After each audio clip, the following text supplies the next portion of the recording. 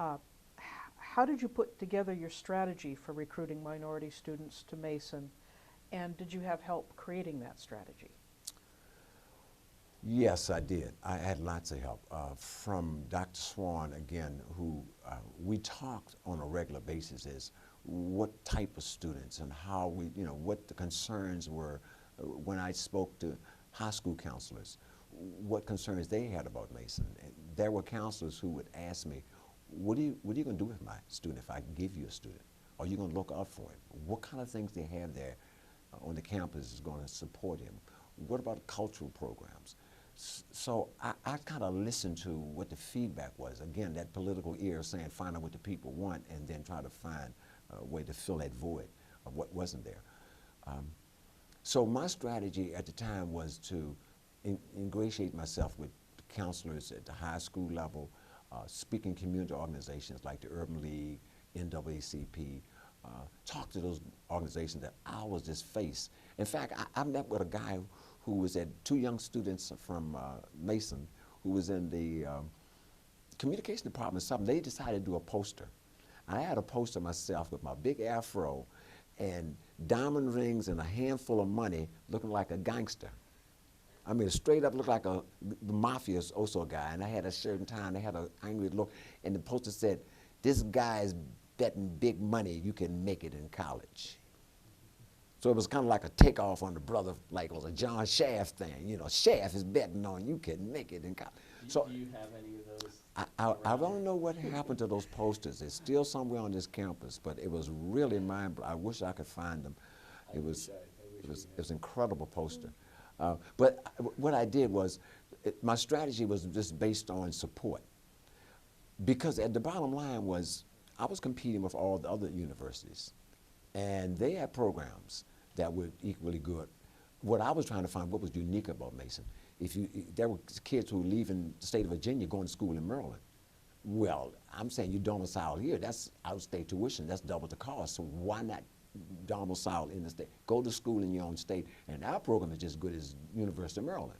At least that was my cell, or AU, or what other program. So by developing a strategy around getting students to come take a look at us, and when they came here, my strategy was to invite the parents. I would have parents and student day. I would invite them out with the parents to come out here and visit the campus, minority parents, to get a feel for them and really sit down with them, because they always said to me, you're not going to bring them here and leave them, are you? And I was like, no, I'm going to stay here the whole time. I think that's why I stayed 11 years, because I was, black parents give you kids, they're going to come look for me. So I wanted to let them know that we had a program set up, that Dr. Swan had a program up in academics, that we had financial assistance, we had counseling, and I was going to be there. So we was going to work with that group to keep them there. So the strategy was not only to recruit them, but to keep them. And we went at it with that attitude, is that I'm going to work with you. So how were you received at the local high schools, and how far away did you have to go? Well, you know, two things happened. One, we had territory all the way down to the Carolinas, and we would go wherever we thought there was a large core of black students. I identified schools that had large core of minority students in them.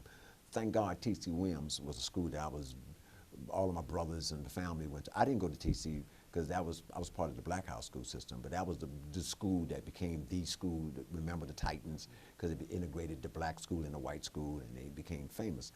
But it was a core of schools that had large minority populations in Roanoke and down through the southern part of Virginia, Tazewell, wherever there was a minority group, I went to those schools and I introduced myself to the counselors. They was always the key people, the ones who worked with the students, and try to identify maybe 2 or 3 students in each school. They would say, look, I got a young girl who's interested in nursing and she's really sharp. I understand you got a great program. Are you gonna look out for her? Yes, I am. Have her paper sent to me directly. So I went a little further out on the campus, but one of the things that I did do, and I think worked well for us, was that when I recognized that I was the first minority recruiter, other schools began to bring in people in a similar capacity that I was in, like William and Murray, UVA, VCU.